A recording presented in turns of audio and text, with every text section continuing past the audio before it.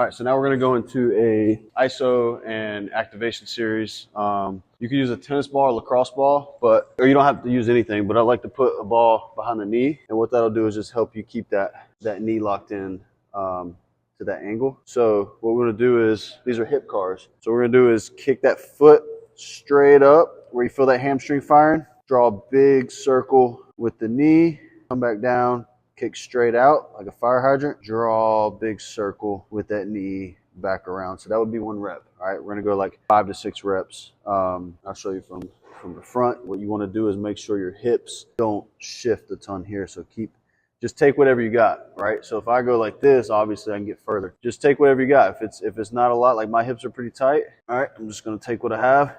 If it feels kind of real jumpy, then that'll let you know like, okay, your nervous system doesn't have a lot of control there. So slow it down through those points, all right? And then if you feel anything like pinchy or not good, just kind of work around that. Don't force through it, all right? So we'll go both sides there. Then we'll go into hip flexor lifts. So this one, I like to elevate. You can stand on a plate, something to give you a little bit of elevation. And you can hold on here. What we'll do is nice and tall, and we're gonna lift, all right? That way when you come down, you can get a stretch. You can kind of roll back a little bit, get a little stretch there. If you don't have kettlebell or something to go around your foot, you can use a band, at least to kind of activate the hip flexors. But if you could do a kettlebell, that'd be great for giving you a little bit more strength work. All right.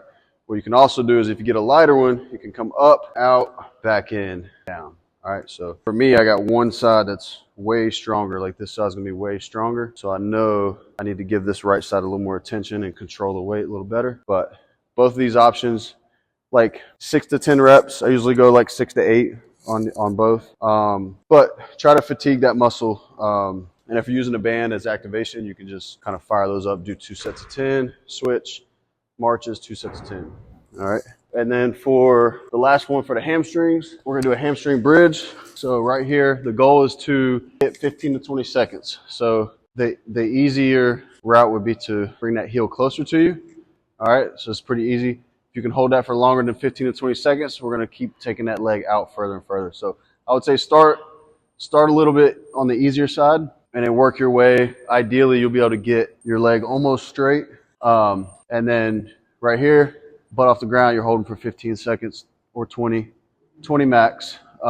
Be careful about like your leg rolling out. So I see a lot of people use their lateral hamstring. All right, so do your best to like drive through your heel and keep your toes pointed straight up and don't let it roll out. So you can even roll in a little bit. A lot of people's medial hamstrings on the inside are weak. So a lot of times if you roll that leg in a little bit, now it's a lot harder to hold. All right. So 2 or 3 sets of 15 to 20 seconds on that one. One thing on the hip flexor lifts. So a lot of times people's hip flexors might be weak, and that's a cause for the low back issues. It could be several things, but a lot of times people compensate with their low back to flex their hip.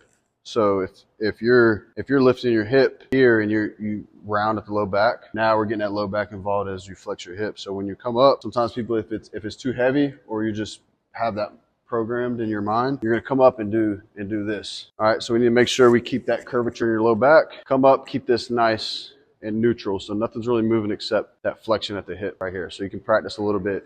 Bands are a good way to practice standing nice and tall and going here versus that pelvis tucking in. So that's a big one, especially other movements that you do in the gym, trying to separate your pelvis and your low back and not have those move all in one piece.